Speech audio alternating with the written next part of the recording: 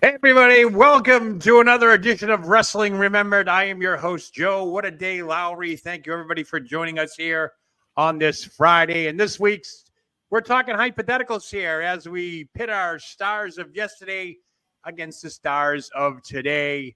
You know, if video games can do it, why can't we, right? You know, so that's what I'm saying on this one. But first, with me, as always, are my wrestling esteemed colleagues. And first up, we have my brother from another mother, the Poet Laureate of Monty and the Pharaoh Channel, and a worthy challenger for my D30 title. Let's welcome to the show, Mr. Benny Schuyler, a.k.a. The Player. Benny, what's happening? As I said last night, thank you very much. Give me a chili dog, baby. Yeah, it was a close match last night. Very, very hotly contested. You did a great job. Very deserving champion. Yeah, it was a good time, held by all. Next up, he hails from the great state of Massachusetts. He's the man of the hour, too sweet to be sour. He is the president of Thursday nights, Mr. Phil DeCesare. Welcome.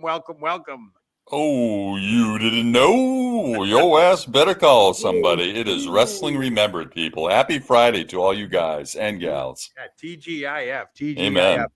And finally, he is the Thursday night disciple, the man who wears the stripes on wrestling's hottest game show, the 30. In high school, he handed out hall passes while he wore those sunglasses. That's right, folks. Let's welcome ESO. Welcome, ESO. What's happening? What's going on, guys? And congratulations, champ. What an outstanding performance you put in. Oh, yeah. You know, Epic match. Riveting stuff. Riveting. It was. Riveting. Your bandage is gone, Joe. You're a quick healer, man. Yes, Yeah, I was. I didn't do the job correctly. That's what it was. You're a good blader. Yeah, you remember the style of the 1980s, the wrestlers, like Flair. It would be the suit, the three-piece suit, and then the athletic tape, right over on the forehead. That was the Triple H copied that in the 90s. Yeah, if anybody could pull it off, it was Ric Flair. That is for sure. You know, $3 suits, $1,000 watches, and a friggin' ace bandage across his forehead. Yep, the athletic tape. Yep. So we're talking like, you know, old meets new meets old, all that stuff, and we'll go around. We get a couple of graphics and so forth, but the first one I thought off the bat was this one. I'll show it first up. Here it is. Oh, wow. Henry versus Dad Sika. You know what I mean? Like, just think of the possibilities. You know, it's crazy to think that you could do this even in video games. But I mean, can you just imagine what the angle of this would be? Father versus son, something like that. You know what I mean? Just, I don't know. What do you guys think about that? We'll go around the room. Benny, what do you think of that? Sika. Yeah, I love it. I mean, who would have thought, right? You got the athleticism of Roman Reigns, but you have the pure savagery of Alpha. Yeah, it's like two different entities going at it. Unbelievable. Phil, what do you think of that one? Well, I say, holy Oedipus Rex, man. Talk about Oedipal complex, huh? Father versus son. What a battle, huh? Yeah. The Savage of Sika, barefooted and all, outweighing his son by some 33 pounds, 34 pounds, thereabouts, but equally of equal height and proportion. Sika definitely will have the harder head of the two, and definitely the savagery on his side. But could he bring himself to go all the way and take out his son? Yeah, that's the question. Those are going to be a lot of questions for. I personally have a ton of graphics lined up, so you guys are going to love this stuff. And I got your stuff too coming. So, so what do you think, Sika? Reigns. I couldn't imagine anything. You have Captain Lou in the corner versus Paul Heyman on the other side. Come on, that would be classic. I haven't had the chance yet to pick up that new WWE 2K24 game. Yeah. But yeah, I've seen people doing these like fantasy matches and stuff like that, and that would be kind of a cool thing to maybe do if we can create some. Last year, I wanted to create some custom characters for Mike and Jimmy, but maybe we should create some custom characters of ourselves so we can do some simulations of us with some of these wrestlers. Exactly. I would definitely want to do that. So I did a lot of stuff, but Benny, you wanted a couple of graphics for this one. So I'm going to throw them up on the screen and you tell us why you picked this one. The first one is MJF versus Roddy Piper. What a match this would be. I mean, I would pay anything to see this. Yeah. Two of the greatest talkers of all time. Piper, no matter who Piper wrestled, even if it was Andre the Giant, you never thought he was outmatched when he wrestled Hogan, even though he was maybe 5 or 6 inches smaller, out by maybe 50, 75 pounds. That was never a factor because he was a fighter. Right. And with MJF, he wrestles a lot larger. So, I mean, can you imagine the build-up to this match? That would even be better than the match. Just the pre-match hype, all the promos. Yeah, I totally agree. I mean, when you sent that, I remember you talking about that at a couple of podcasts ago, and yeah, that would be an ideal situation. MJF versus Roddy Piper. That'd be one for the ages. That would headline one of the pay-per-views, if not main event. But you had another one here. This one I actually really, really loved. It takes one of the superstars from today, and it takes pretty much one of the oldest superstars in Killer Kowalski going up against Gunther, the current Intercontinental Champion, the current longest reigning Intercontinental Champion. Yeah, talk about this one, Betty. What do you think? What do you think about this? Well, I mean, and what was Gunther's name before he was Gunther? He was Walter. Yeah. Right? That's right. Oh, I mean, yeah. That's right. And Walter and Gunther, to me, have so much in common. Walter Kowalski, Killer Kowalski, was a damn, even though he doesn't look very muscular, Bruno said numerous times the guy was a damn machine and he never got tired. You had to be in your best shape, cardio-wise, to keep up with the guy. And Gunther, same way. I mean, Gunther is just effortless. He makes everything look real. Yeah. I would pay to see that one too. Yeah, that was a good one. I like that one. I really do. And all right, so we're cruising right along here. The president, you had an interesting twosome here. Bob Backlund and Brock Lesnar. Oh my. Wow. What do you think? I chose the young Backlund. Is that all right? That's more than all right. That's actually perfect. That's fresh off his win of superstar Billy Graham on the right. And obviously Brock Lesnar, pretty recent photo of him and so forth. Sure. This match, I don't know. You tell me. I gladly will. And having the good fortune of meeting Backlund on several occasions and Brock too, you get an idea when you're in someone's presence. You can almost feel a vibe from them. And I certainly have some stats to back up my contentions here. It would be obviously a great battle, as both have incredible collegiate backgrounds. Brock, obviously an NCAA Division I champion in the super heavyweight. I mean, he was, I think, 280 pounds at one point. Backlund was both heavyweight and I think at 190 NCAA D2 champion for North Dakota State. And actually, I think he wrestled his first year in Iowa, Joe. And I can't think of the town, but I'll have to look it up for you. But he spent a little time in Iowa, too. But it's interesting, too. Both men phenomenally strong. Brock more explosive with power, whereas Backlund very quick, Brock explosive. But if we look at strength, yeah, I'm going to say something that a lot of people might not agree with. But actually, not only pound for pound, but in total, Bob Backlund was stronger. And I will base that on a few things, notably the bench press. Mm-hmm. Okay. Brock had an incredible bench press of 475 pounds. Okay. Unbelievable by any measure. Okay. At a weight outweighing Backlund legitimately by 40 to 50 pounds. Right. Backlund benched over 500 pounds. And while I won't speak to all the supplements that Brock may or may not have had, Backlund was, by all accounts, a natural athlete. Yeah, sure. And again, that's only one measure of his strength. Yeah. But if we look at some of the old training montages, Backlund just phenomenal, not only with the physical strength into things, but the conditioning factor. Backlund had raw strength. I know that. I mean, his wrestling repertoire was wearing you down with that strength, longevity. 40, 50-minute matches. Yep. And then he would do that. He would put on. I mean, I remember the Morocco match in '83. I think it was a Texas, some match he had in Morocco, and the crowd was kind of, losing interest in a little bit. And he did this arch on lifting up Morocco from his backside. That short arm scissors lift that he would do was unbelievable. The crowd just woke up and was like, "Holy shit, this guy's strong!" And you always dead weight. That's dead weight. Okay. And Morocco was pushing 300 pounds that time. Yep. and from a shooting perspective, when Backlund started with Eddie Graham, and the business was in a place where the local champion or a local contender would take on any comer, right? And this huge guy they brought in who had an amateur background, he's like 6'8", like 350 pounds, okay? Yeah. And everyone, and a lot of the guys in the Florida territory were sweating this guy there. So they put Backlund out there. Yeah. Backlund beat him with a simple headlock, okay? Wow. Yeah, Backlund is a grinder, all right? He doesn't have that explosive Brock Lesnar kind of stuff. But if he gets a hold of you, I think he could power out of or power into just about any hold. So, and again, both are farm boys from Minnesota, okay? Kind of important as well, all right?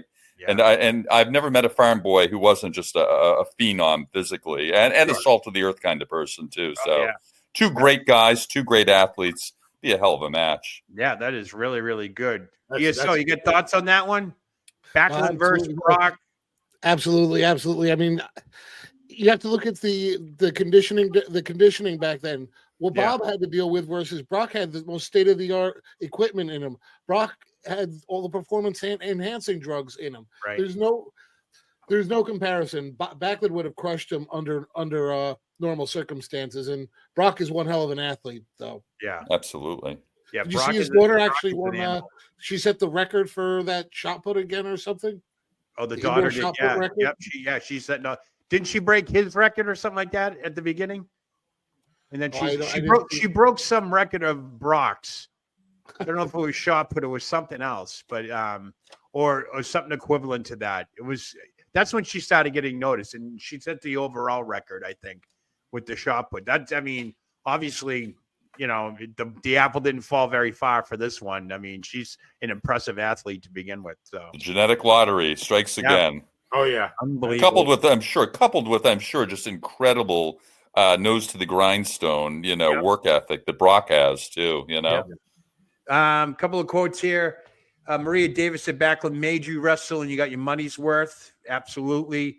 Jason Moaning, Harley Race tried to blow Backlund in a 60-minute Broadway. Backlund was doing jumping jacks at the end. Harley was impressed. I don't think Harley had quite the same training regimen as Backlund. Wrestling knowledge, yes, but training regimen, no. Harley had 3 Marlboro cigarettes before he went out there, Yeah. And I just want to mention this, that tonight's beautiful shirt that Benny's wearing was picked up by the lovely Beth Harper. Beautiful. Thank you, Playmate. Wardrobe by Botany 500. Remember that? 500. Remember the bum athletic sweatshirts? Oh, I had a bunch of them. I love those. They fit so well. Oh, yeah. And then Joe Myers Baby Cake says Backlund could have had Rocky music play through every match. So, yeah, Backlund could have. It's definitely. And a special shout out to Baby Cake's $5 donation. Awesome. Nice. Hey, all right. Thank you, Joe Myers. Let's celebrate, shall we? That's awesome. Thank you very much, Baby Cake. She loves doing that. I think she likes it because it gets her message noticed, Much appreciated. That's really cool. Thank you so much. Appreciate that. So I came up with a whole bunch of crazy scenarios here, and you guys should probably laugh at this. I'm going to start off. We have so many here. I'll start off. I'll do a Roman Reigns one. This might be up your alley here, so I'm shocked you'd want to do this, but what if we had this match? What? What about that? Reigns versus Hogan. Now I'm talking. I'm talking Hogan in his heyday. No, I mean the crowd would be. You'd have a very unique clash of styles. Sure. Oh yeah. Roman likes to. He likes to have that heavy hand in a match where Hogan has the pump up and the Hulk up and the comebacks and the 4 moves and a leg drop. It would be it would be interesting. I think the fans would be into it. It's definitely Roman's definitely going down that same path that Hogan went to. I mean, Hogan started that Hollywood path that The Rock ended up following and Stone Cold followed, and now it looks like Roman's going to follow that same path down there. So very similar. I don't know if Roman would have gotten over as well as Hogan did back when Hogan was wrestling, whereas I think Hogan transcends generations. I think Rocky could have gotten over. The Rock could have gotten over in any generation too. Do you think this match would have been long, though? You think it would have been long? Because Hogan didn't wrestle long matches. I mean, he did on occasion, but Not like Reigns. Reigns is out there 20, 25 minutes during the big matches and stuff. So Yeah, only I think you would have more time. More time would be dedicated to entrances and flexing than the actual match. You're probably right. Phil, go ahead, chime in. What do you got on this one? I was just saying Hogan would kind of let his hair down in Japan a little bit and push himself and be pushed a little more, and actually was capable of putting on more traditional matches, I think, over there too. Of course, he had a lot of great opponents to work with over there, and he really had to rise to the occasion. So I think Hogan had it in him. But as you guys discussed on the last episode, how again, Joe, you were mentioning how Hogan and who was he running the loop with? Orndorff. They would wrestle in 3 different cities in one day, so that could kind of limit your in-ring style. So schedule was a big factor, I think, in style too. I think it was overall appearance by both guys too, Orndorff and Hogan, that the fans really wanted to see. Never mind putting on a 20-minute show. Each night, so it's fans. Player, what do you think about this one? Reigns versus Hogan. I think it's a good match. I think it's like a maybe 12, 13-minute match. That Roman's going to kick out of the leg drop. Hulk's going to kick out of the spear. They probably have a count out or a DQ or something like that so that they can do it again. It would be a very good, entertaining match for sure. Yeah, it'd be a lot of outside interference. I think the bloodline would be involved. That's what I forgot to talk about the Rock versus Sika real quickly. There's a bloodline match right here, the absolute bloodline match right here. You know what I mean. So would you have outside interference? Who would be interfering on whose behalf? That type of thing. So you got Captain Lou and Paul Heyman. You got all these scenarios that could take place. It's kind of neat doing this stuff. So and Alpha too. And Alpha. Right. Well, I'm gonna take it back to the Samoan days, and just like Rock versus Sika. What about this one? How about that? The Usos, undisputed tag team champions, going up against multi-tag team champs, the Wild Samoans, Alpha and Sika. Look at that one. I think this would be a match. Probably, I think Jimmy and Jay would have to carry them after a while because the savagery of both Alpha and Sika was more limited to in the corner type stuff, that thing. So let's go around the room real quickly. We'll start with Phil. What do you think of that one? Well, both teams love to use kicks and side kicks, and I could really see where the Samoans would be far more versatile and powerful kickers, being barefoot, having that mass too. And again, they're both deceptive. They have deceptive agility and explosiveness. So, and they can catch you anywhere with that Samoan drop. And I do think that added weight can really be an advantage. I mean, they outweigh each of the Usos by some 70 pounds or so. And that's pretty substantial, And I think age and treachery would overcome the youth in this case. It's funny, and I saw the match in '79. What was that, Tito Santana and Ivan Putski? Yeah.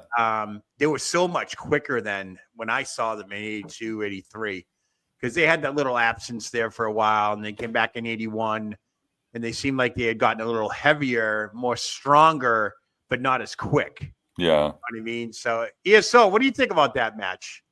Jimmy and Jay Uso up against their, I'm assuming they're uncles or... Yeah, they're uncles, right? Are they all uncles? Are they their uncles? I think they are, right? Somehow. But yeah, I would say, let's see, you have probably each Uso is probably 220, 225, and each Wild Samoan is what, 315 to 330, 340? They had a huge combined weight. There's no doubt about it. Yep. They also, from what I saw, again, I saw them later in their career, they still seem to move pretty well. Right. They like to break the rules a little bit more. Not that the Usos don't break the rules, but they would break the rules in different ways. The Usos break the rules with interference. The Samoans would break it with, say, a foreign object or a bone pulled out or something like that. Or they just gross them out, Bruce, by eating the head of a raw fish. Did you see the Usos doing that? Yeah, the head of a raw fish. Just really freak Make them puke. They had to eat something, so they had to eat something that was safe for everybody. So they had some fish on hand. They'd eat stuff that would make a billy goat sick. The way I'm looking at all these things is: would the Samoans get over now, and would the Usos get over then? And back in those days, the Usos would not have gotten over in the '80s. They were a little bit too small for the time. But the Samoans, I think right now that I still think that team would work. Yeah. What is that team? A Sheer? What I forget the team. Indus Sheer. Indus Sheer, and Oh, yeah. you know, they remind me of a bulked up Samoans type match. Even the AOP. AOP. Benny, what do you think? Your turn. Go ahead. Wild Samoans, Usos. Like Phil said, you got the youth and you got the athleticism of the Usos versus the sheer brutality of the Samoans. I'm going with the Samoans in like an 8-minute match. Now, obviously, the longer it goes, they're going to start getting gassed. So they got, but another great match. And of course, you're going to have a, probably outside interference. Lou Albano's going to, slip him a meatball sub and they're going to slip on it. Yeah, something like that. Right. Yeah, that's crazy.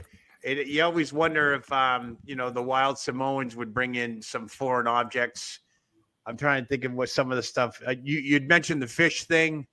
Maybe a coconut. A coconut, something like that. They would have to have some assistance in this match. There's no doubt about it.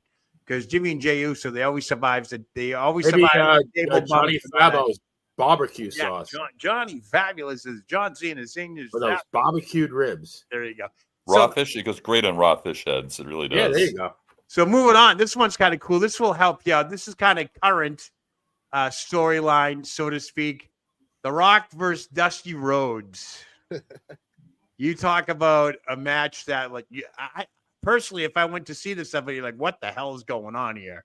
Because you get Dusty Rhodes in his heyday versus The Rock. Anything's possible.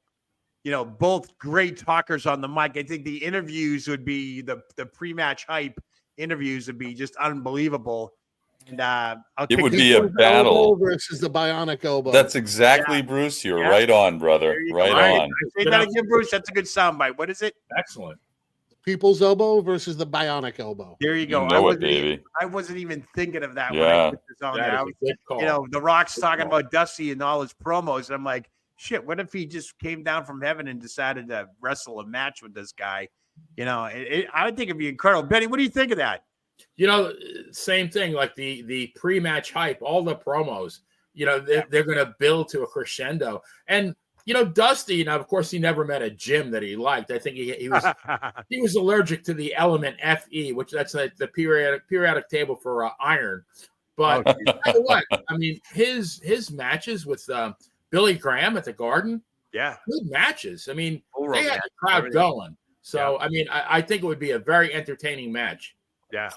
And let us not forget that Dusty packed a muffler, if any of you know what I mean by that. And, of course, that would be wonderful to combat diarrhea, Dwayne.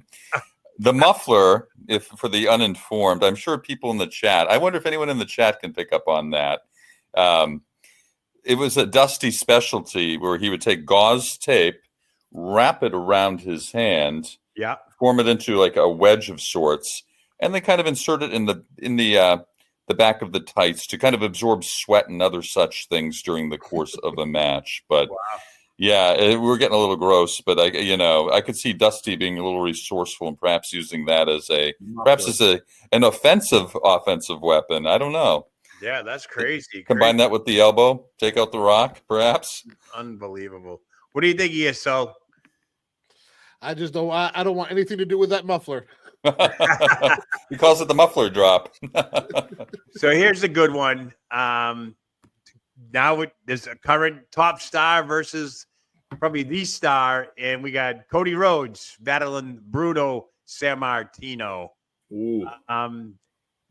Bruno in his prime versus Rhodes. Cody, I would assume this is his prime now. I would say this is probably a major draw and a very, very good wrestling match. A question again is how long would they go for? Would it be a 10-minute match, 20-minute? Could they go 60 minutes? Could Bruno last 60 minutes? Certainly. You know what I mean? So let's what do you think? Leia, what do you think about this one? That's your boy. The first comment is Bruno wrestled 90-minute matches against Gorilla Monsoon. There was no question about Bruno's stamina. So I could easily see a 60-minute Broadway. I mean, now if it was a shoot fight, Bruno would win probably in about 11 seconds, I think, with the backbreaker or a bear hug. But, and it's really funny because when we talked about this episode, I can't see Bruno translating into 2024. Hard as I tried, because the whole story about being in Italy and living in the mountains while the Nazis were occupying their home and having a rheumatic fever, and the mom using the leeches and all that stuff. I mean, it doesn't translate. It translated in the 60s. It doesn't translate now. And I mean, the whole, being in New York, Bruno was in the right place at the right time. It was, serendipity, all the, the moons aligned together. Bruno in 1963 in New York with that large Italian population, it was pure gold. They printed money, but that no longer exists. So, I mean, well, I don't know if Bruno would be even on a character on TV in 2024. You mentioned the the Italy having going up and down the mountains, the leeches and all that stuff. I think with today's production teams, they could sell this. They could sell it. They could put actual footage, recreate actual footage. Unlike the 60s, they really couldn't do that. Right. But you could, you'd show the mountains in Italy. You'd show like the war. You'd show, all that stuff that's happening. You could probably get someone sucked in like that. What do you think, Phil? You think they could do that? Yeah, I think they could, and I think that Bruno could probably demand a stipulation pre-match and say that if he wins, then Cody has to remove that neck tattoo. Because I'd love to see Bruno's face if he looked and saw, in this day and age, a neck tattoo. What the hell's that on your neck? Yeah, exactly. Yeah. Get that off your neck, you Jesus Christmas. Bruno would probably make him tape it up before stepping in the ring with him. Now, would Cody be a heel or would Cody be a babyface? I don't know. This has shades of Bruno and Pedro on it. They're both. Well, yeah. Well, that was a 75-minute draw. So it was. He wrestled long matches. Yeah. Well, Bruno would have a very, very short entrance. He doesn't have an entrance theme or anything. He just came right out. He didn't wear a robe. You know what I mean? Yeah. I mean, I don't know how they would market an entrance for Bruno. Just he'd come down like he always did. He'd run down, probably clap some hands on the way and all that stuff. And he's in the ring and that's it, waiting for his opponent. I think, go to the corner, do the sign of the cross and get ready. Do that, and he'd probably do like push-ups and sit-ups or a lot of lumbar type exercises while Cody did his entrance. Because Bruno would not be interested in that. He'd just want to wrestle. You know what I mean? Kind of shades of Hook. I don't know if you guys seen Hook wrestle in the AEW. He sits in the corner with his head on the top turnbuckle and waits for the entrance and all that stuff to be over with for his opponent. So it's kind of a neat thing, He's kind of got that mentality where I don't give a shit about your entrance. I'm here to wrestle. So he hides under his hair like Raven used to. He hides in the turnbuckle like, wait. So it's kind of cool. Yeah, so what do you think? Bruno versus Rhodes. All right. First of all, it would have to be a Broadway match. Listen, you take the time. At the time, Cody, the time of Bruno, Cody would have had to have been a heel. Anybody with tattoos was kind of looked upon as like kind of taboo back then. So Cody would definitely be the heel. I definitely think Cody could have gotten over back in those days. Would have been a tremendous, tremendous match there. I think Bruno, like everybody's saying, I don't think Bruno would transition as well over to today's WWE. I'd wonder what type of gimmick they'd have to give him because it would have to be a gimmick. He'd have to be some type of Italian, maybe. Definitely, heritage would be involved. There's no doubt about it. Some type. Absolutely. Whether it be like a mafia type thing or who knows which way they would go with it, but it would definitely be. I would definitely say Bruno would struggle in this day and age, whereas Cody, I think, could have made it back in the 70s. He would have had that combination with a tattoo, but at the same time, he's got that overwhelming, almost like a Gorgeous George, personality, that overwhelming personality there. Cody would have been a good NWA territory wrestler, I believe. Oh yeah, definitely. He would be making the rounds. He'd be that influential, quintessential journeyman, as they said. He'd be everywhere. So, all right. So we're gonna take a quick break, but when we come back from this break, we're gonna go. We're gonna hit the female side of things. So stay tuned for that. We'll be right back, everybody.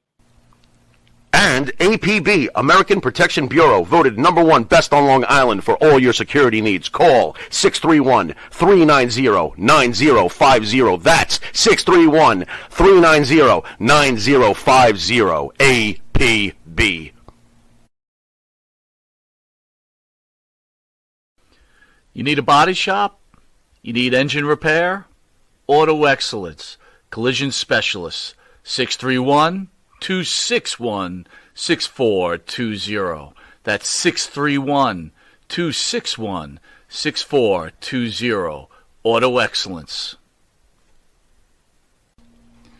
Jimmy, I gotta take a dump. What?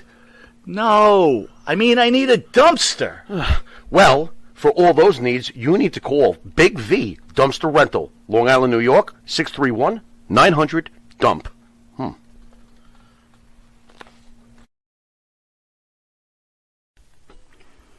Elm Logistics, for all your logistic needs, call 631-299-3595. That's 631-299-3595. Elm Global Logistics, pride, performance, and partnerships. All right, everybody, we are back. Welcome back to Wrestling Remembered, the show that takes you back to the good old days. And if in case you're just joining us, we're talking about old versus new, yesterday's stars taking on today's stars, and we've had some good ones so far. And as promised before the break, I said we'd hit up some of the women's side of things. So I'm going to hit you with the first one here. Let me just pull it up. And this one seems like it could go somewhere. We have Alundra Blaze taking on the man Becky Lynch. Two women who I think would probably be evenly matched. That could probably put a hell of a show on. They're both great on the mic. They're both former world champions and so forth. So I'm going to hit the room here first. ESO, what do you think of that matchup? Listen, Medusa Michelli, Alundra Blaze was probably one of my favorite female wrestlers when I was a kid. She was one of the first women that could really put on a show. Her and Sherry Martel back in the AWA days. Yeah. Becky Lynch puts on a great program nowadays. She may not be my favorite wrestler, but overall, I mean, that woman can wrestle. This would be one hell of a show. Yeah, that'd be a great match. And Phil, what do you think, Phil? Hey, man, any chick who can drive a monster truck has got to be badass, okay? And I think Medusa resembles that remark. I don't know if I could see the old Baxter getting up into the truck. Maybe she could. I don't know. And I seem to remember back in the day. She's the man. She's got to get up in that truck. Yeah, she wears the pants. She definitely wears that pants. She does, yes. And he wears her clothes. It's a wonderful relationship. But Miss Michelli, quite a strong gal. I've seen, again, the training sequences for her, too, squatting and everything else. And yeah, she was the first to be really in one of the really conditioned wrestlers, female wrestlers. Yeah, so, and again, international experience, certainly experience in the territories. Yeah. I think she would bring a lot to the game. I don't think she'd be a pushover for Becky. In fact, I think it would be a great contest. Yeah, I used to be in contact with Medusa, and she would tell me, the worst thing she hated about being champion was because the WWF was turning at that time into that sexualized all the women type thing, and she'd have to do the cheeky bikini shots and all that stuff, and she hated it. She was like, I'm not built for this. I'm built for wrestling and working out and all that. I'm not a model. Yeah, she has that tough side to her. And lest we not forget on that very infamous Monday Nitro where she took the ladies' title and dropped it right into the circular file. I mean, exactly. That takes some cojones of steel to do, I think. Talk about burning bridges, Definitely. So, Playa, what do you got? What do you got on this one, Playa? That is a great matchup. I mean, when I saw that, it's like, holy crap, that's a perfect matchup. Debbie Michelli was so talented. So, I mean, legitimately a tough woman, matches up with Becky very well on an athletic basis. That's a great match. Yeah, I think so too. I think it'd be a long match. I think they would probably go at it for about 30 minutes or so. They'd put on a great show. I think both of them with their wrestling knowledge. And Becky, gets overshadowed. She's got some knowledge in the ring. You know, Not a slouch for sure. You wouldn't have known it this past Monday with the last woman standing match, because I think 90% of that whole match took place outside the ring with some of the stuff they were doing, which is insane. And just to real quickly cap on that, it's funny how the girls put on that match Monday night, and then we had, I don't know if anybody saw AEW Rampage aired right after Dynamite because of the NCAA basketball being on Friday. They had Sky Blue and Chris Statlander take on Julia Hart and who's the other girl? I forget the other girl's name, but they had a street fight, and it ended with nails in the ring. They did some crazy ass moves, table bumps. Sky Blue was actually bleeding. No way. That's the picture behind me right here. I got to watch this then. That's why I put that picture up the other day. Nobody recognized. That's Sky Blue. From where was she bleeding? From the top of her head. She got cut open in the table spot early in the match. Oh, hard way, I bet. Yeah, you gotta watch it. It's a really, really good match. So Willow Nightingale was Julia Hardy. She got on top of the announcers table. Willow Nightingale was going to put her through the table. You know, she reversed it. Sky Blue, and she did the sunset flip move there. What do they call that when you flip the girl over? And Canadian Destroyer or something on the table? Canadian Destroyer on the table. Yeah. It broke the table in two. I mean, it didn't break the table. Excuse me. So I don't know if it was supposed to break the table, but that was her reaction after it. She was hurt doing the move. Willow was hurt doing the move. They were checking on them.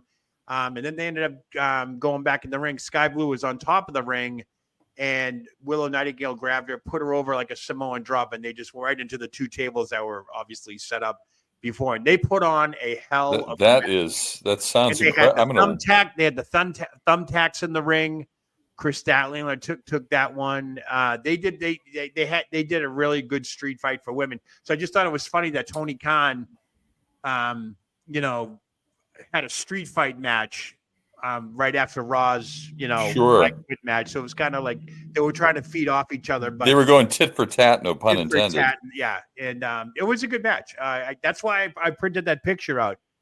Two pictures. I don't know if you can see them right here. That's her screaming after what the move she did, and that's her bleeding on top of the table. So it was a neat match. They should all be commended. That's impressive. I put a post up on Facebook, which was kind of neat.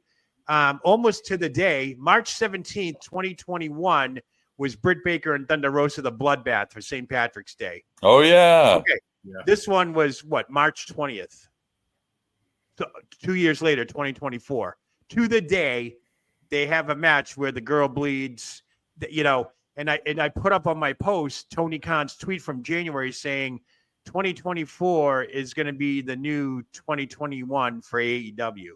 So he's trying to bring back some of the good stuff he had back in 2021, and that's what he kicked it off with. And I'm like, okay, I see what he's trying to do now. So, maybe he sees that the fans are getting frustrated, with all that. Plus, Mercedes Moné got tons of camera time, too much camera time, too much mic time. You could tell that, $4 million a year, we're going to see a lot of Mercedes Moné on AEW television. Bruce, would you agree with that? Everyone thinks you're sleeping in the chat, man. They're like, hey. Do I think we're going to see a lot of Mercedes Moné? I think we're going to have her shoved down our throats because of the amount of money she's been given. She's going to get a Canadian Destroyer on the table for that kind of money.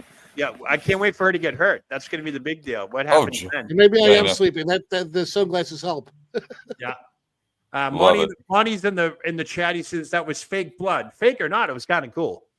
You know what I mean? I don't know if he's referring to Britt Baker or his girlfriend there, Sky Blue. She's mine, Mike. She's mine. And she looks like she's 10 years old in the pictures I saw with him and Monty. Like, oh God. Unbelievable. All right, so we got moving on with the women's section here. This one, no doubt, would be a WrestleMania main event. It would probably headline both nights if they could do it. I had to put this in there. Everybody talks about it. Chyna versus Rhea Ripley. Wow. Damn. Chyna as Intercontinental Champion, Rhea Ripley as champion. I think this would be a match for the ages based on the fact that they're built the same. They wrestle the same. I think this would be just an amazing match. This was a no-brainer when I was preparing these segments. And, we'll go around the room. Phil, what do you think? We'll kick it off with you. China versus Rhea. All right. I'll confess initially to being a little biased. First, I did refer to China's biography and how she really buried Walter Kowalski, who was just a wonderful man. So, and then I actually met China, of course, many moons ago. And I've met so many of these people, had wonderful experiences. Not so with her, not so with her. So, and in fact, I think that even translated on camera in terms of promos. While she might have looked impressive in the ring, I don't think her promos were anything hot.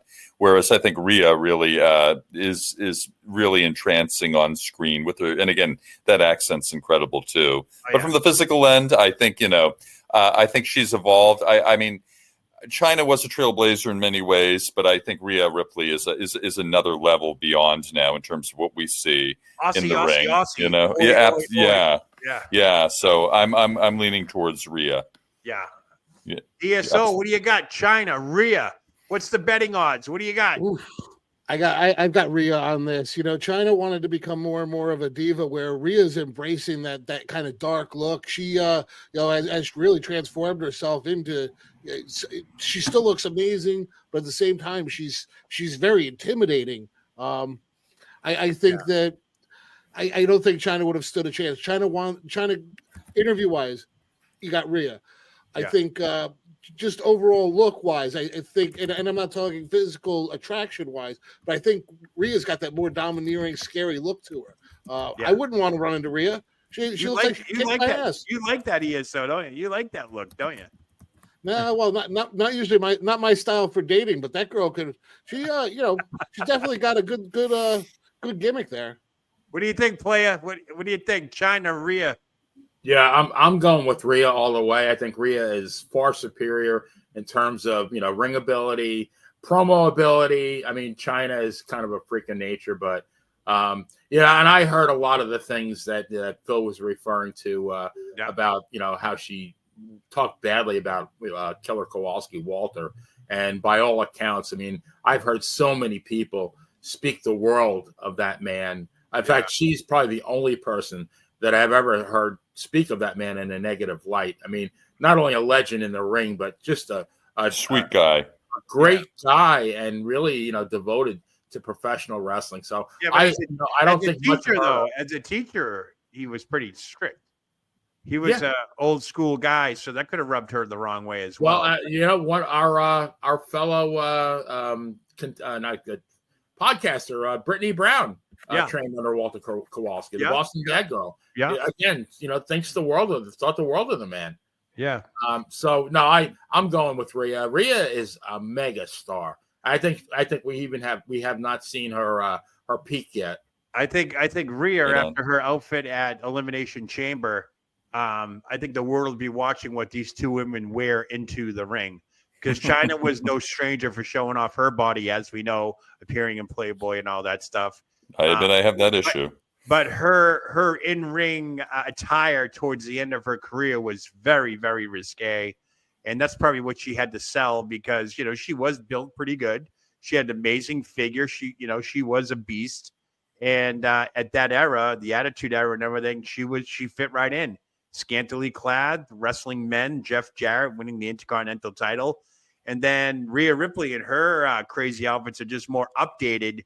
But what she wore for Elimination Chamber basically was talked about more than the match that she had, because some of the camera shots they had to edit on Peacock because as the match wore on, things got sweatier and tighter and all that stuff. So that's one thing that I was thinking of, like, what would they wear to the ring? That might be huge. So, all right, moving on. Here we go. Another women's one.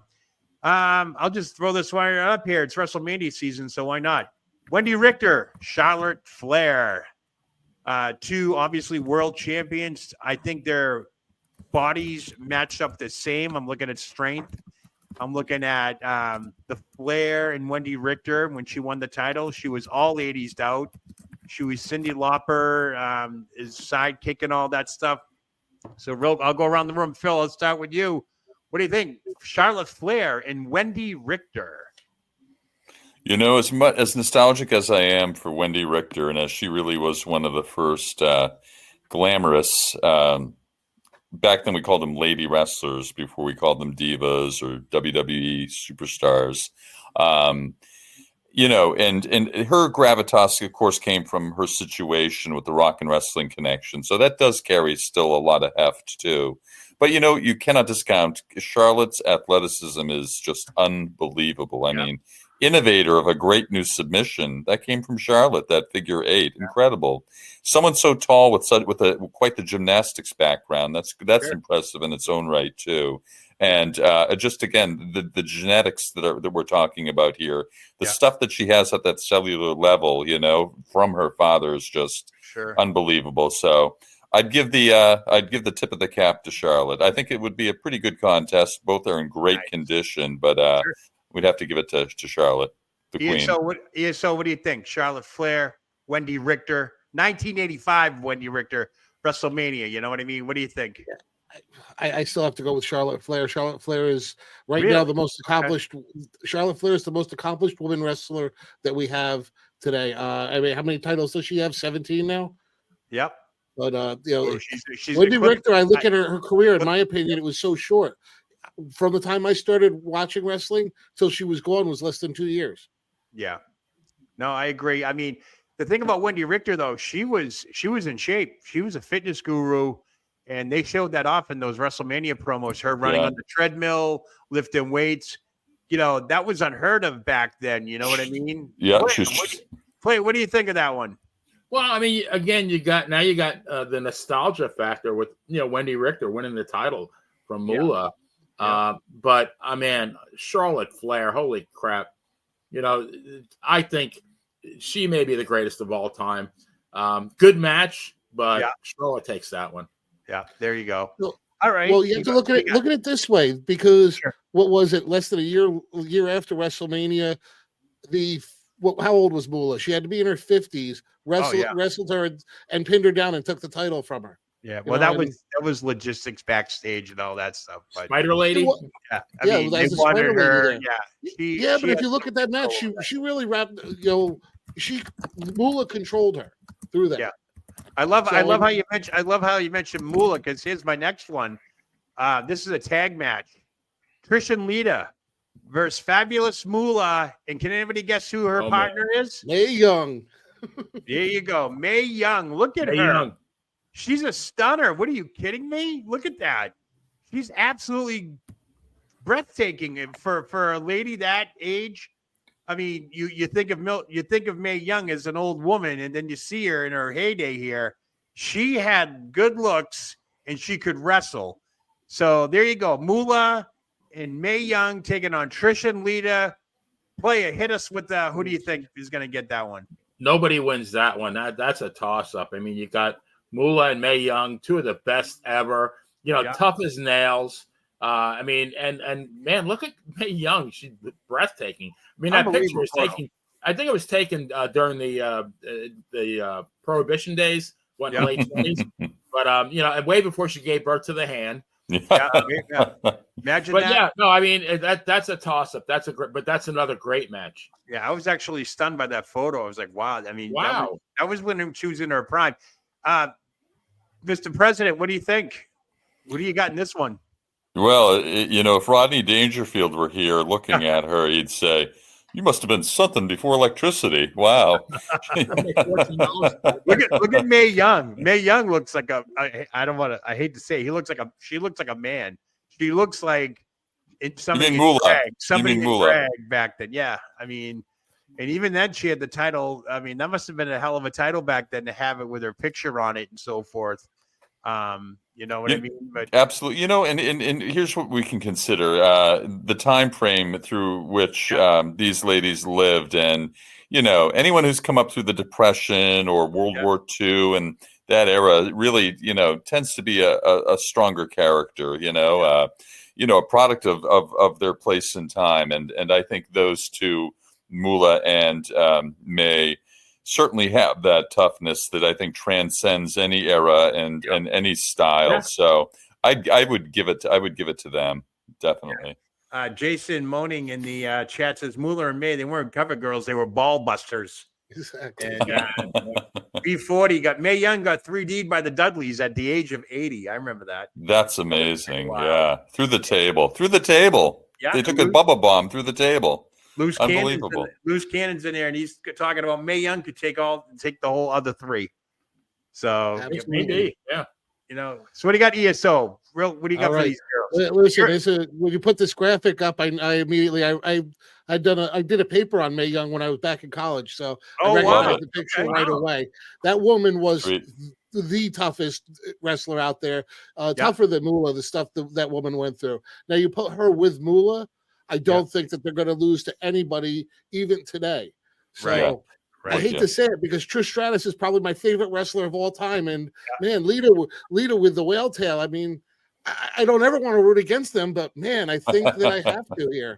I kind of did that one for you, Bruce, because I knew that's your era, Trish and Lita. So I was like, but I got to go with how could I go against Moolah and Mae Young on that? I mean, those women are tough as hell. What 80-year-old women do you think Trish Stratus and Lita are going to be in the ring at 80? No.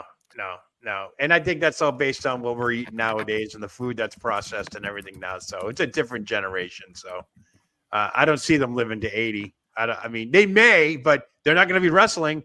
They're not going to be taking table bumps like Mae Young did and all that stuff. So, I can tell you. I vividly remember meeting Moolah, and what I remember of her was the smell of cigarette. Oh, yeah. Moolah? Oh, yeah. She seems like that. She seems like that aunt that would come over every Thanksgiving and just smell up the place. Like when she came in the room, everybody would leave. What, the Pall Malls? Yeah, Pall Malls. Unfiltered.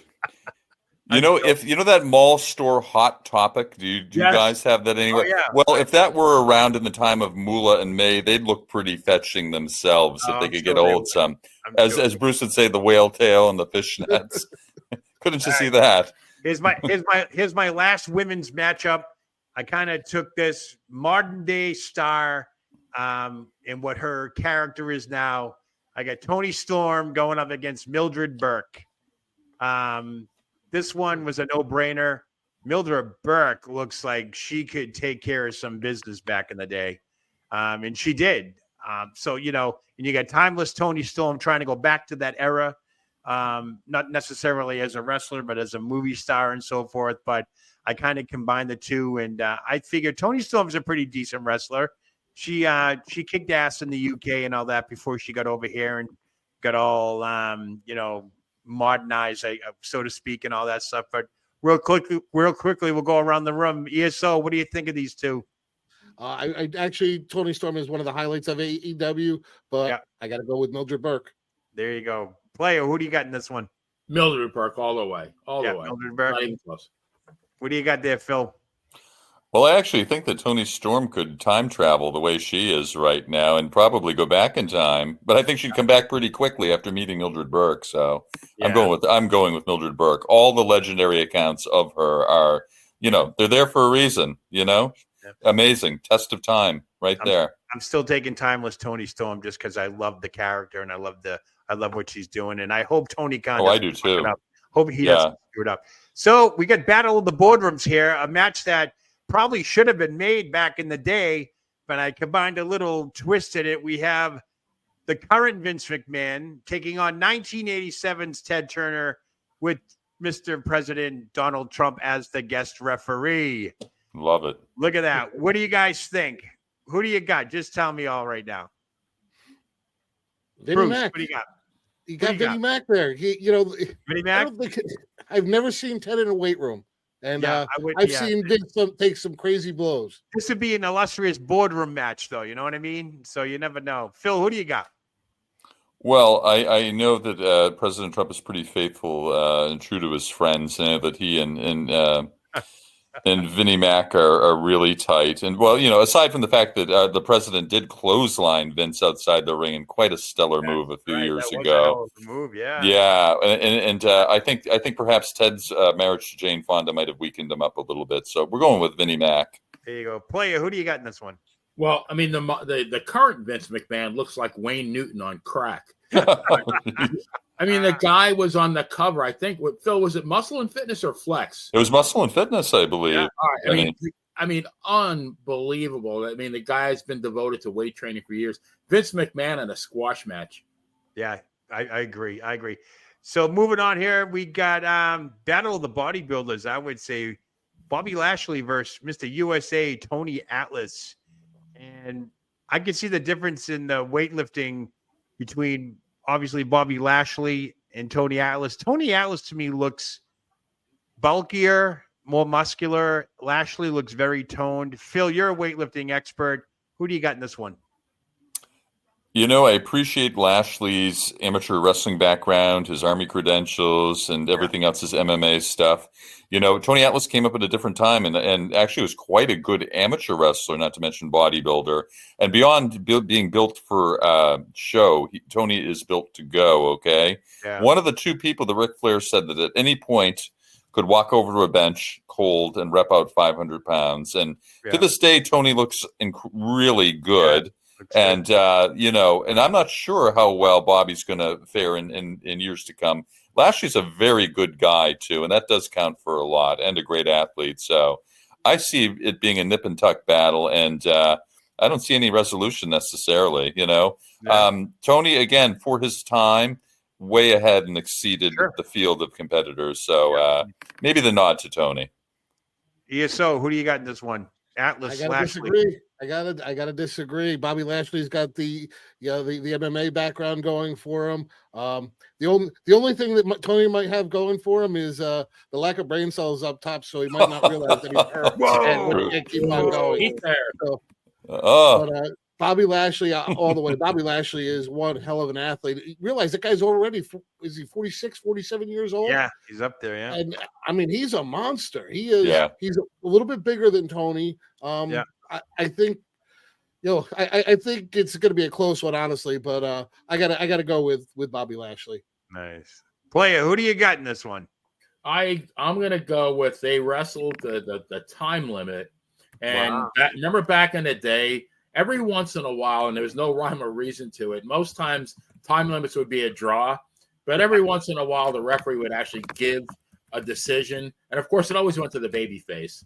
Oh yeah, I'm going to give Lashley by referee's decision. Very close match, though. Wow, nice. Hey, here's a good one that would be interesting: Rey Mysterio versus Mil Mascaras. Player, Mil Mascaras, your generation. What do you think?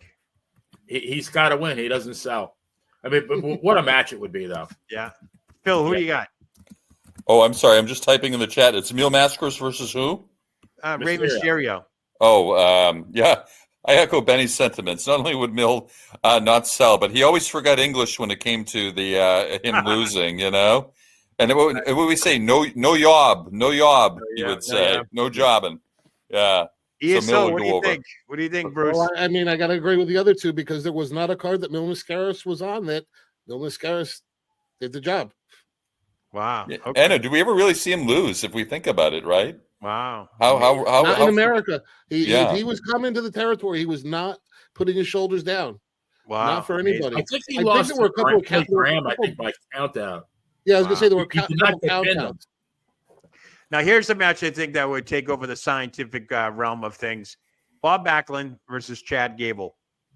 I think this would be a great match wrestling-wise. They would put on a hell of a show, Suplex City, Backlund stamina, all that stuff. Chad Gable has shown us that he can go a few rounds. Player, what do you think of that one? Yeah, absolutely a great match, but Backlund all the way. Backlund all the way. Phil, who you got in this one? You know, I put Backlund over Brock earlier. Here's the thing, you know, again, growing up on the farm, Backlund had a hard life. His father was an alcoholic. In fact, his back is strangely fortified, stronger than most, because he was often left in his crib on his back for a while. So part of his spine actually has a condition where it kind of fused. You notice how upright Bob always was in that thoracic area? That's actually because as a kid, I don't want to say he was neglected, but he was often left in his crib for a long time. Right. Anyway, and that's the last time his shoulders have been down for any significant time. He's made up for it since then. Right. And again, given that hard scrabble kind of farm life, that tough deal, Backlund's got a grittiness, an incredible toughness, a tenacity. Right. I'm going with Backlund. Yep, excellent. ESO, who do you got in that one? I don't think we've seen the best of what Chad Gable's going to bring to us yet. So I think that over time this might change, but right now you obviously have to give it to Backlund. But Chad Gable, he's got a great charisma. He's got a great look to him. I mean, the sky's the limit for that guy when he starts to break through. Yeah, Joe Will said it really needs to be Bob Backlund versus Kurt Angle. I agree with that one. That would be really good. Oh, it'd be a real good match. The funny part with Chad Gable is I think I see that storyline developing where he's going to help Sami Zayn win the title, unfortunately, over Gunther.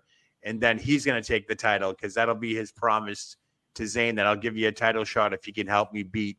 I could see kind of that storyline going. I hope that's not the storyline. I'm not saying that it is. Yeah. But my feeling is that Chad's going to help Sami Zayn. Maybe do like an almost win and all that stuff. And then I don't know. But I still somehow, in the realm of things, in the next few months, see Chad Gable as the next Intercontinental title. I think he deserves it. And I think he'd be a great representative of that title.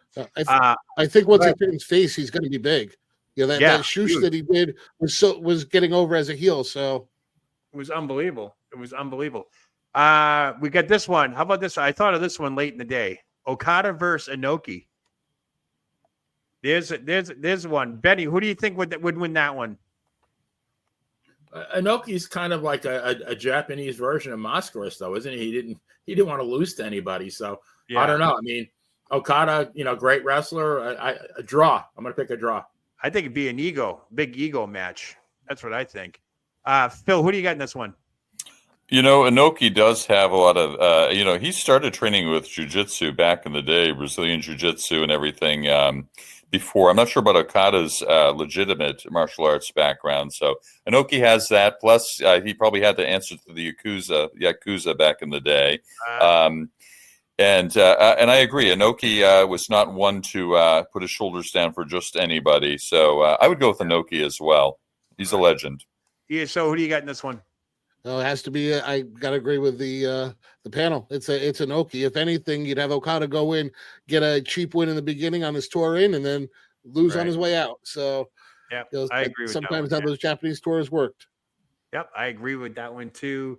It looks like Inoki would kill him. They had the chat pretty much all rounding, all Inoki on that one. Yep, Maria Inoki, we got you. Loose Cannon, Jason, everybody, good stuff. All right, my last one. Battle of the Giants, Andre versus Omos. Now, they're billing Omos as like almost as tall as Andre, but definitely not the weight. Obviously, Omos is a freak of nature at that size. What do you think? This kid has the potential to be a very serious matchup because Andre may not look like Omos muscular-wise, but he's noted for his strength. He had really inner strength. Like, he was a strong guy. Phil, why don't you take us with this one? What do you think? Andre versus Omos. Well, favorites aside, I still would go with Andre. Andre had tremendous natural strength, as you say, incredible pulling power too. Right. And, Ken Patera, who knows a thing or two about strength, felt that if Andre, with some training and some enhancements, would have shattered all records, particularly in the deadlift. And he just had amazing natural strength. And, that toughness, too. And, again, his was glandular, whereas Omos was a combination of glandular and maybe more. Right. Again, I'll harken back. Andre was a farm kid in France, too. Sure. This is kind of weird. We have all these people raised on farms, which we really can't say anymore. But, and given Andre's capacity to drink, I mean, what's going to slow him down? Exactly. Andre all the way. Yeah. Bruce, who you got in this one? What do you think? I got to go with my man Andre. I have to agree with Phil. Love Omos. I think they're using almost wrong, but that's my own opinion. I think he needs to be booked more of a monster and be undefeated, kind of like Andre, to make him a legend. But you got to say Andre. Andre was the eighth wonder of the world. We are 30 years since the man passed away. Yeah, and we still talk about him. Yep, unbelievable. Player, who do you got in this one? After 137 cans of beer, 4 bottles of wine, and 27 shots of tequila, Andre still wins. Yeah, I think. I mean, I was shocked. I remember almost debuting. What was it, WWE Underground or whatever it was? Oh, he yeah, was in there ripping everybody up, and I go, and they didn't make him look that big. He went in there. He was hunched over, wrestling these guys and all that. And then when he stood up, I go, this guy might be the same size height wise as Andre. He's huge. He's definitely, I think he's 7'2". So Yeah, legit. And they bill him as that. So, and he's a tall guy, and a big guy. And I don't know where they found him, but they found him. And, I think they should use him. But, with a guy that size, you've seen it when he was in NXT and early WWE. He's been off TV for a while. What's there for him to do in wrestling? Because that shtick of, the Andre the Giant character where you never lose and I defeat everybody, that's out the window now. Like, what does he do? Like, where does he go from there? You know what I mean? So it's a tough situation. And this is where I think the WWE fails with their writing capacity. They hire these great writers off TV and, their writing staff is pretty well paid and, they make a lot of money to come up with these ideas. But, you get this guy almost who, they could do something with him, but they don't. So I don't know. What do you guys think? Almost should do something? They kind of, like you just said, though, they really, they made him very invincible. They didn't build him properly. Yeah. I agree. Phil, yeah. Kind of Bruce brought in as a heel, basically. I think the only way he can turn it around is maybe change his stripes, so to speak, and maybe come to the side of good, maybe, and build him up. It's hard to generate sympathy for someone of that size, but, maybe have a lot of people gang up on him, maybe kind of build him up that way, overcoming the numbers odds or something. But I think there's a future for him. I think he can be creative. He's, I think he's still learning. He's still young and just really still getting his legs under him. So there could be a future for him. There should be a future for him, too. Otherwise, it'd be very much a waste. Ja Will has a match, MJF versus the Haiti Kid in a ladder match. Nice. I'll give the height and the leverage to the Haiti Kid. No, I won't. That is funny, though. And that boy from Massachusetts, Foxhole Willie, says the Haiti Kid all the way. Yeah. The Haiti Kid with the win on that one. Unbelievable. But I'm just going through the chat here. Jason, everyone had Okada. That's amazing, too. Really? Yeah. Almost a mid-cut. Andre all the way. Andre in his prime when George Allen wanted to sign him with the Redskins. Remember that? Yeah, I remember that.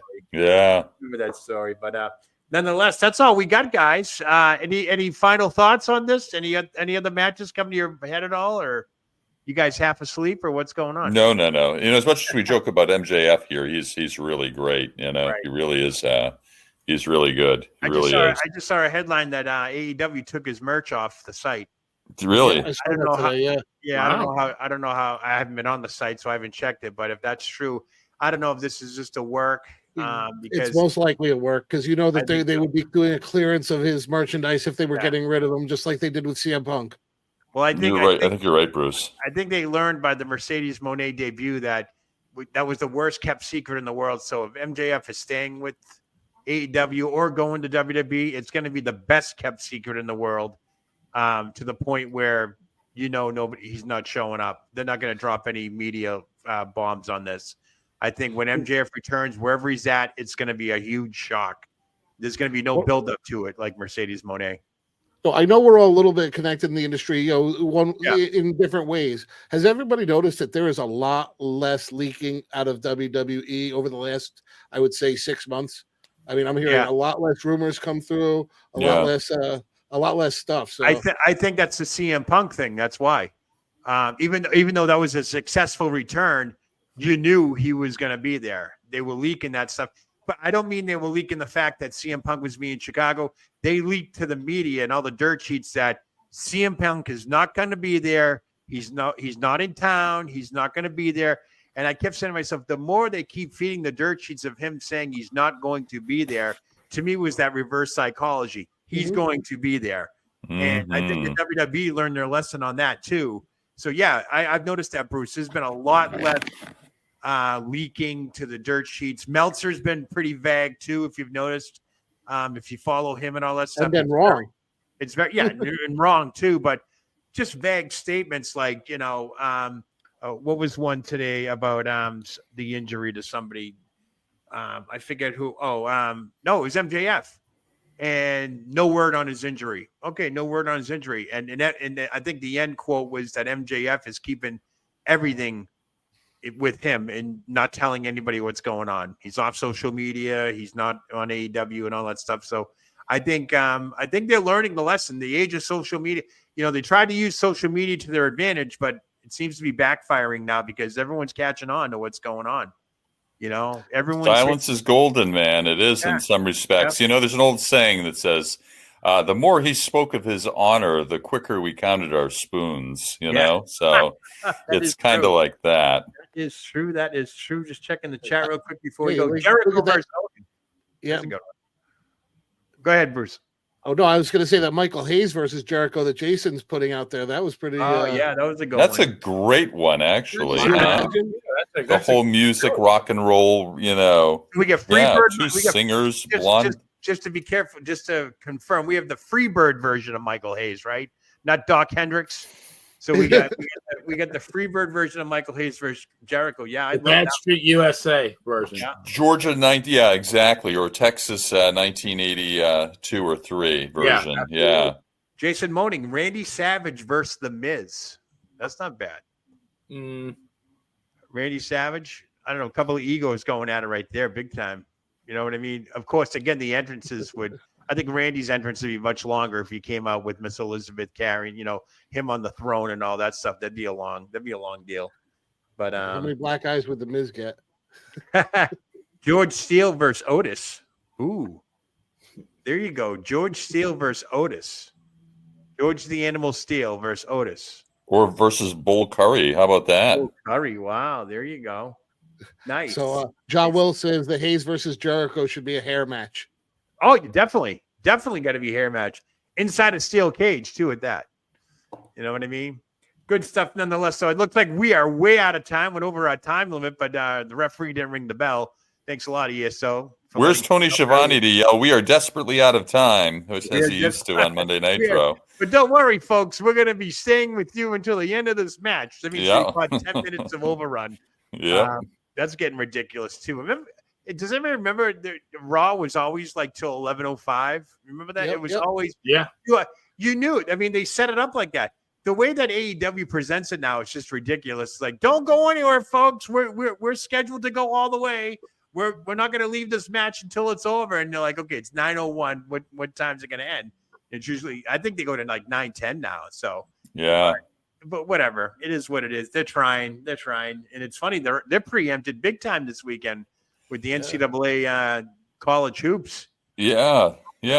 Unbelievable. How's everybody's brackets doing? Yeah, Dayton screwed me. Oh my God, that was a huge one. How about them Holy Cross girls? Are they gonna? Oh, I haven't checked the girls bracket yet. Caitlin Clark's playing tomorrow night. The winner, Steve Martin and somebody else. Yeah, she's playing tomorrow night, 7:30. I think that game is whoever they're playing. Because I think that game might have been last night, so I got to check that. But the Holy Cross did win last night. They are advancing as far as I know, and I thought they were coming out your way. Maybe they will be soon. Yeah, you guys got the Final Four. I think you get the Sweet 16 at the Garden, don't you? TD Garden's hosting right before the Final Four. I think so, and I can tell you the games at TD Garden determine the Final Four. So I think they have 2 games in the semifinals that go to the Final Four. I think you're right. Yeah. I think you're right. Yeah, Worcester used to host a few too back in the day.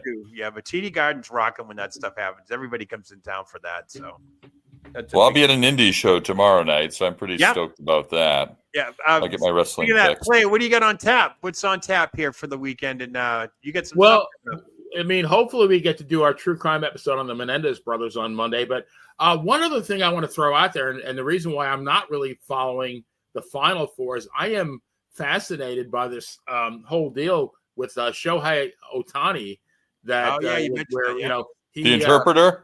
The somehow $4.5 million went out of Shohei's account to a bookie in California, and at first the bookie said, "Well, Shohei, paid my gambling debts," and then later on in the day, Ohtani's lawyer said, "No, it was theft." So, who knows what's going on? I mean, something's not right there because was Hall of Famer Pete Rose involved in this? But I mean, how does an interpreter make the kind of money where you're going to run up a $4.5 million debt? Well, enough for nothing. I do believe with Ohtani and all the guys, Suzuki and all those players, part of their contract is to have an interpreter. And part of their salary goes to the interpreter, from what I understand. Yeah, I mean, but how much they make? They're not making nearly as much as the ball Yeah. player, but yeah, $4.5 million. Yeah, that's like paying the bat boy $2 million to get rid of this bat that's fully loaded with cork and all that stuff. So and go get the bat extender. This That's the old joke. Epic proportions, though. Yeah. What do you think, Bruce? Ohtani, guilty, innocent, what? We'll wait to see how it pans out. But hey, we all know that people bet on sports. Professionals bet on themselves all the time. Most of them are smart enough to do it through a third party, though. Yeah, exactly. And he's from. I just know from watching people with gambling on pool and just seeing stuff. There's always a side hustle. Breaking news here: Maria Davis is getting ready to celebrate her birthday tomorrow. Happy birthday! Happy birthday! Shout out! She got wine glasses emojis. She's got presents, balloons. Are we supposed to send her something? What's going on? What a blessing she is! I think she has a nice Facebook page. I just followed it, Maria, so check that out. But I didn't know that. Happy birthday, Maria Davis! What a day! Oh, what a wonderful gift! I put that out on my What a Day page. I do birthday shout outs on my What a Day page, so I'll have to put that out there. That's unbelievable. Good stuff there. Thank you for telling us, Maria. Happy birthday! Happy 24th birthday, Maria. Yeah. I was just gonna say, are we at that phase of life? Do we stop asking how old they are, or what do we? You never ask a woman her weight or her age. Weight or age, really? Exactly. But yeah, you go on social media and that's all they have is weight and age on. And none of it is accurate, I'm sure. I'm like, okay, but whatever. Yeah, but happy birthday, Maria Davis. That is awesome, awesome, awesome. You're a great contributor to Monty the Power channel. La Familia. Very dedicated person. Part of the Monty family. I think I want to arrange Maria to come on What a Day. What do you guys think of that? Absolutely. We'll have her come on the What a Day with Joe Lowry show on Wednesday. That's shown exclusively here on the Monty the Pharaoh channel. He'd be a great guest. But Bruce, what do you got going on this weekend? This weekend I've got a lot of bartending. I'm going to spend the next 2 nights at the local bar bartending. So I'm not going to see much over the weekend. You're going to go home all smelly, right? Smelling like booze and all that stuff. Yeah, that's fun. That's fun. And Phil, you got an indie show tomorrow night? Yeah, going to see Enzo, Mr. Anderson / Kennedy, and a group of others. That's awesome. Yeah, it should be fun. Got a little table set up there. I hope no one puts me through. I am going to my first Midwest indie show tomorrow. Knoxville, right? Yeah, Madhouse Wrestling. We had Luke on, the owner of. He's called the co-conspirator of Madhouse Wrestling. He's a great guy. I had him on the show on Wednesday night, right after Benny was on, and this is going to be a wild thing. There's a tag team, 2 girls who've been itching to wrestle these 2 guys, and I think they're finally going to get their shot. So intergender. In Iowa. It's really not. You could say it's intergender, but the tag team is a girl versus the tag team guys. So I'm going to get some shots of that. I might even go Facebook Live for a couple of times, but definitely do some promo work down there. Get a hold of the wrestlers and talk to them and stuff. And it's my first Midwest indie show, so I'm looking forward to it. You might be their announcer, man. It's being held at the Countryside Wedding venue. You got to understand it down here in Southern Iowa, they have a lot of barns, so to speak. They're built like barns. They look like barns, but they use them for weddings and all that stuff. But it's all spruced up. It's all nice. It's glass. So you're sitting on the third hay bale to the left, third hay bale. These guys are bringing in. They don't serve food. They don't serve food, so they're bringing in a food truck.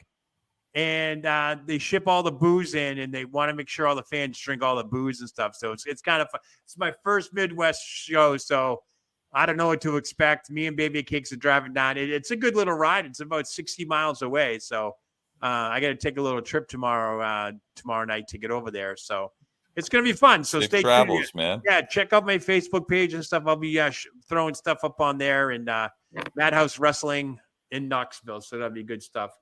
Yes, Will, Iowa Hawkeyes versus Iowa State Cyclones.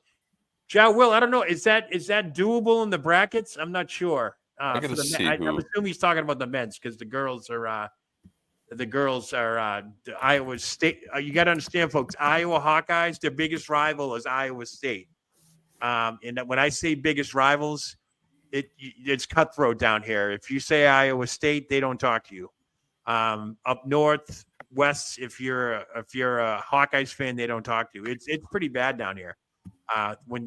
Saturdays, the places are shut down when games are on, football games for Hawkeyes. It's that is it. It's their time. It's their time to celebrate. So and Joe, just as I thought. Yeah. Holy Cross Crusaders are playing your Iowa Hawkeyes. Okay, so Holy Cross and UT Martin. So Holy Cross beat UT Martin. So that'll be Saturday, 7:30. 3 o'clock. Oh, they're going in the afternoon? 3 o'clock, yeah. Oh, man, they moved it up. That was originally scheduled for 7:30. Wow, 3 o'clock. So my team versus yours, I guess. Wow, unbelievable. Wow. So we'll see what happens there. Yeah. We'll see. We're a long shot, of course, but hey.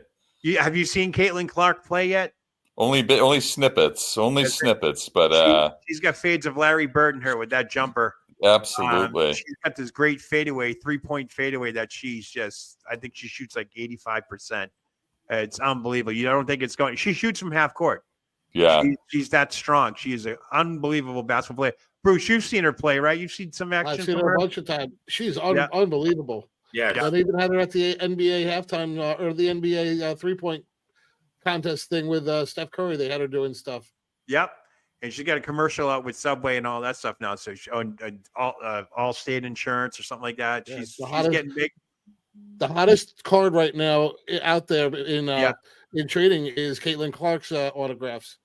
Really? No kidding. Wow. Okay. And she's always signing after the games and stuff too.